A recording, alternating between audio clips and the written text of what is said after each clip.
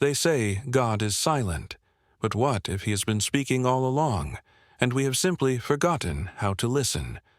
What if the success you've been chasing, the healing you've been begging for, is already waiting, hidden in plain sight?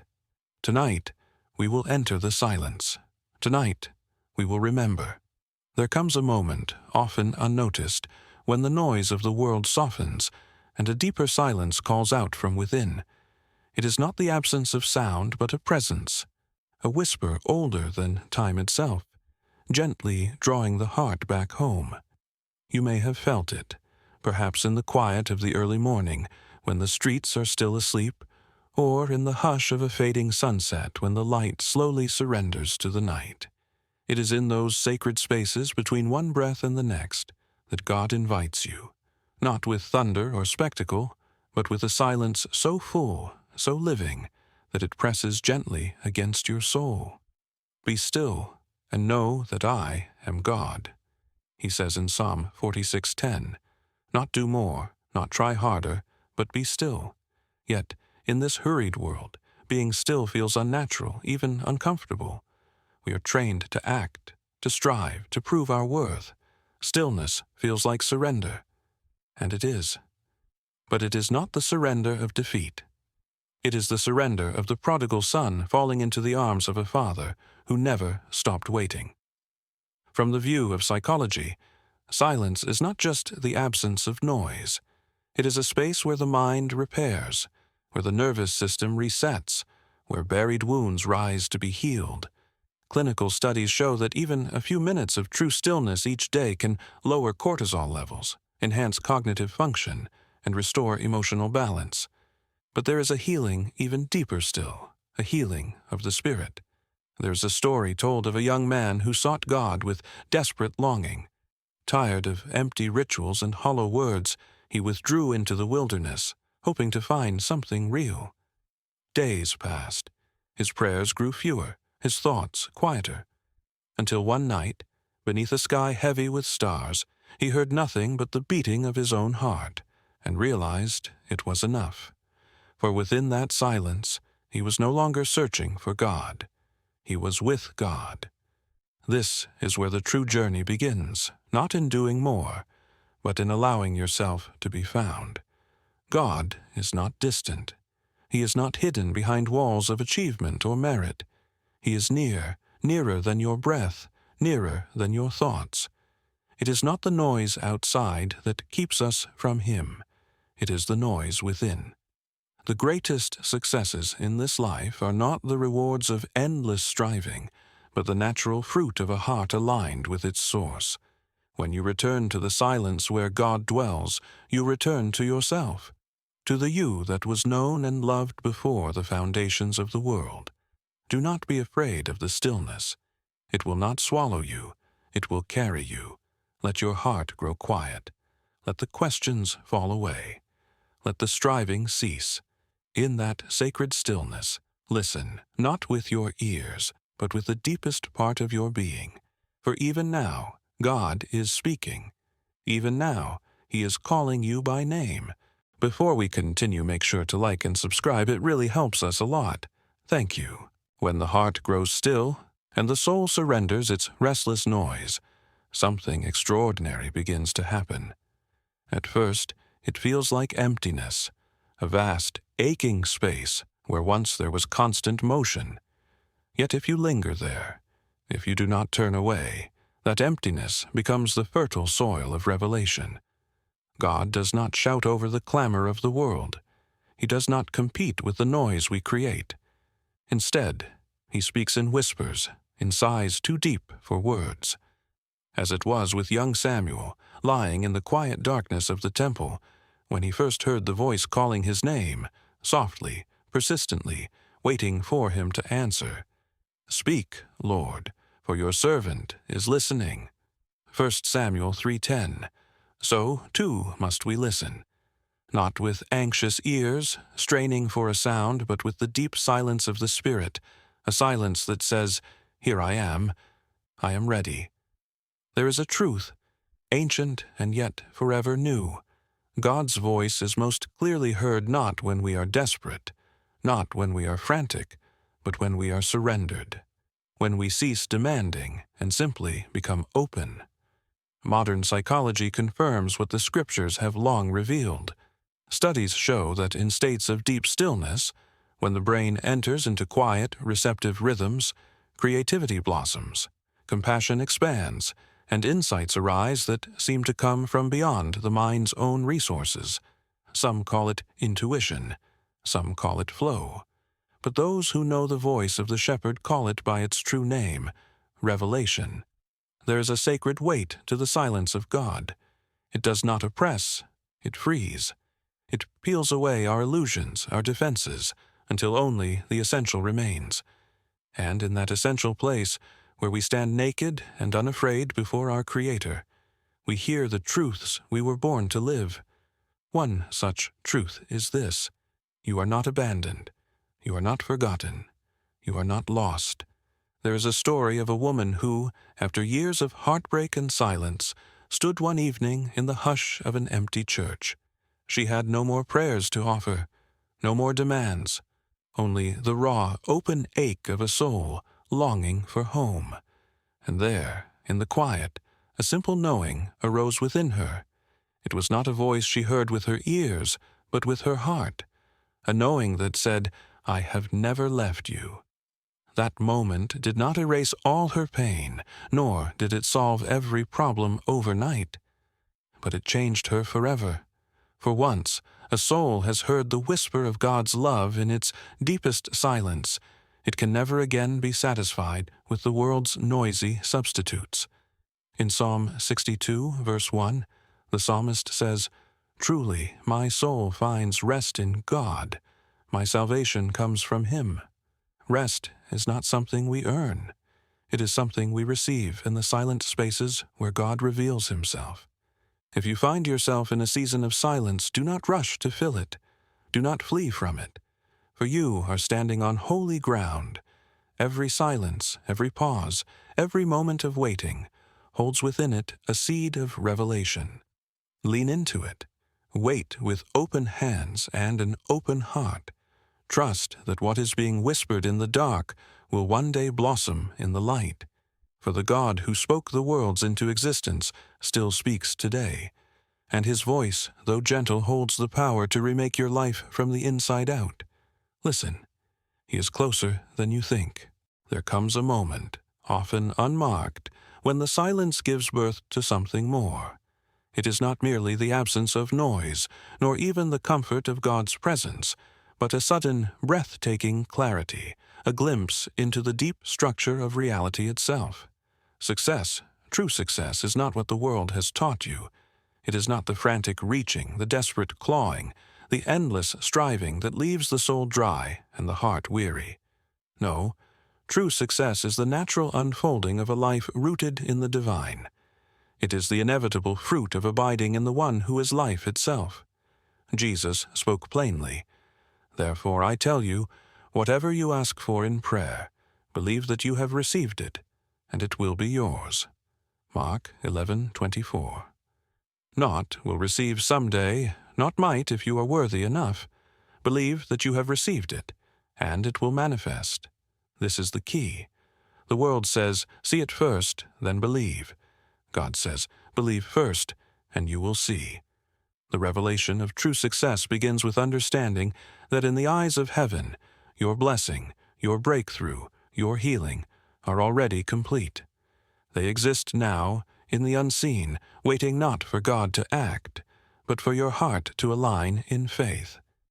It is no coincidence that countless studies in psychology and neuroscience affirm the same pattern.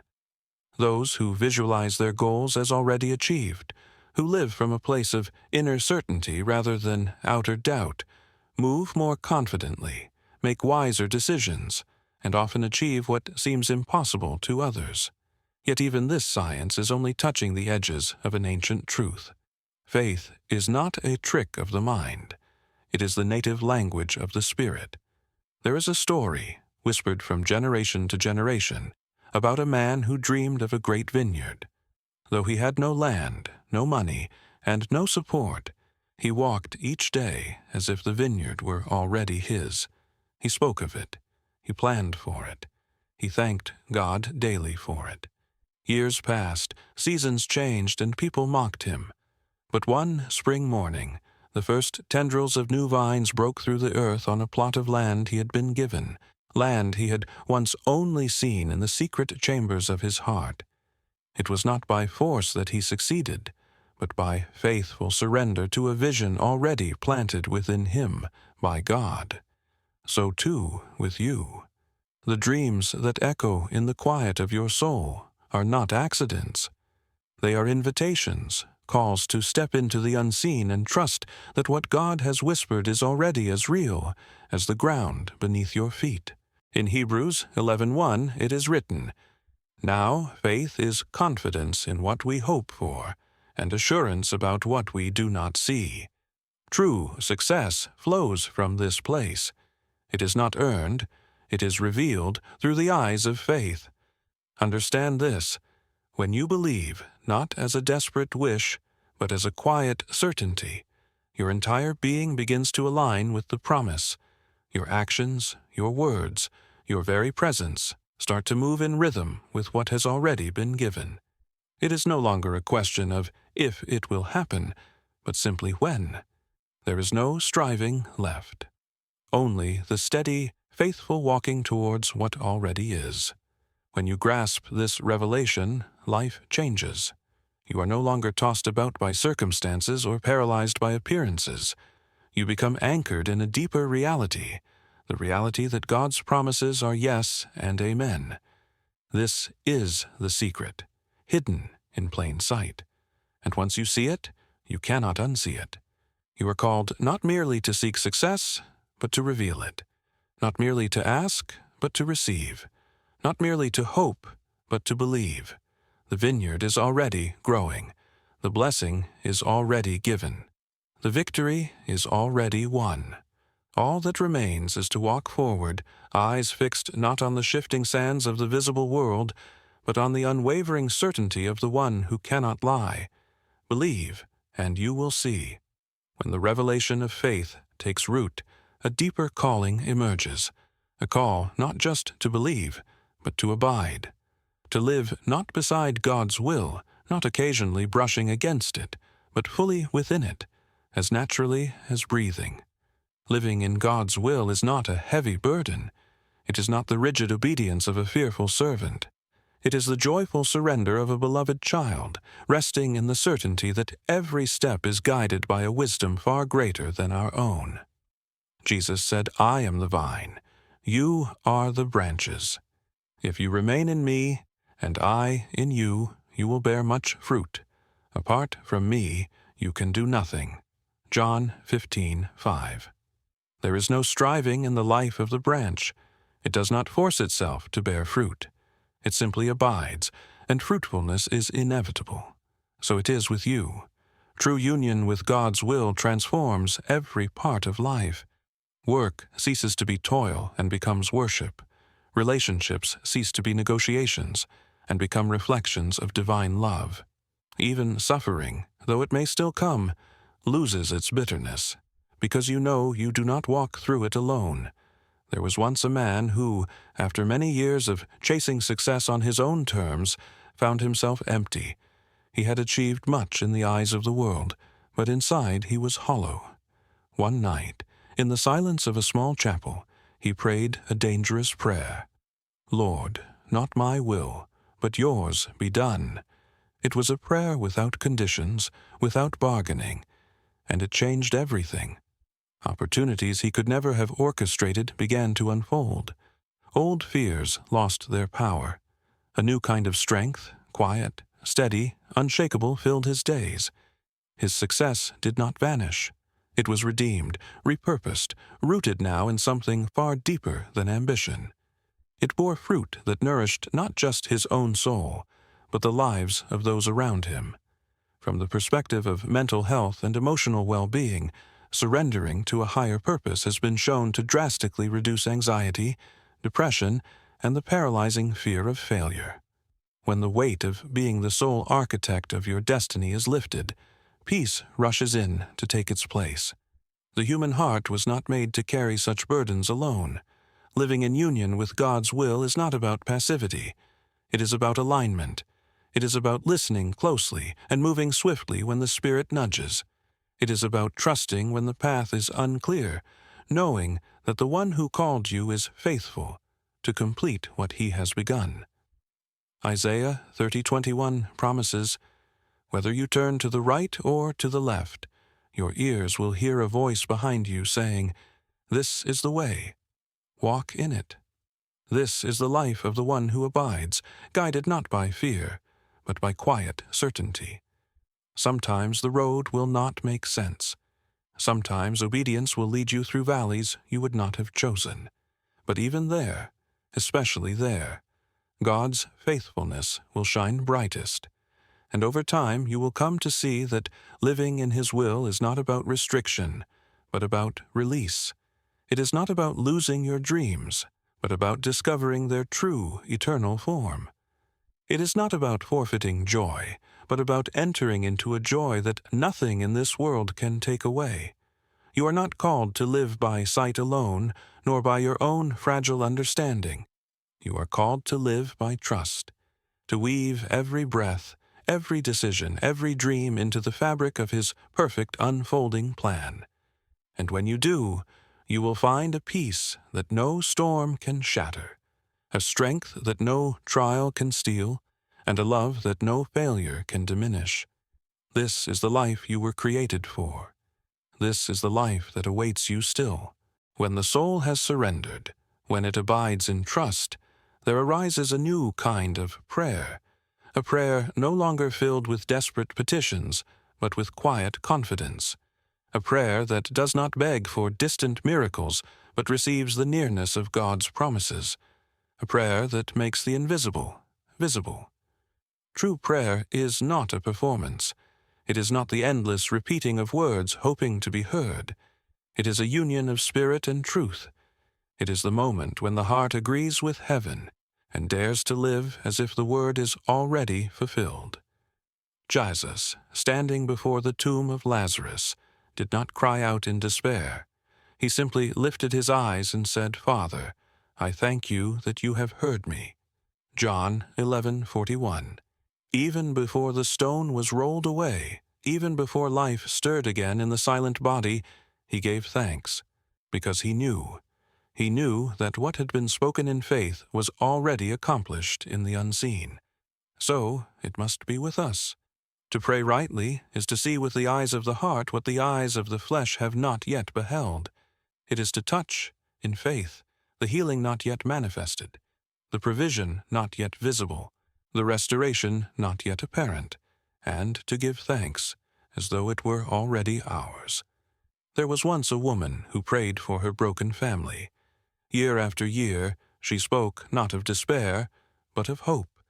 She walked through her home blessing every room, thanking God for the reconciliation she believed had already been set in motion. Though for a time things grew darker, she did not waver, and one by one, hearts began to soften. Forgiveness flowed where anger had once ruled. The home that had been filled with silence became a place of laughter again. Her prayer had not moved God to act. He was already willing. Her prayer had moved her to align with what God had desired all along. In Philippians 4:6-7, Paul urges us, "Do not be anxious about anything, but in every situation by prayer and petition, with thanksgiving, present your requests to God, and the peace of God, which transcends all understanding, will guard your hearts and your minds in Christ Jesus." Thanksgiving is the final seal of faith. To thank God while the miracle is still unseen is to declare that you trust Him more than you trust your circumstances. It is to say, "I believe in your goodness, even here, even now."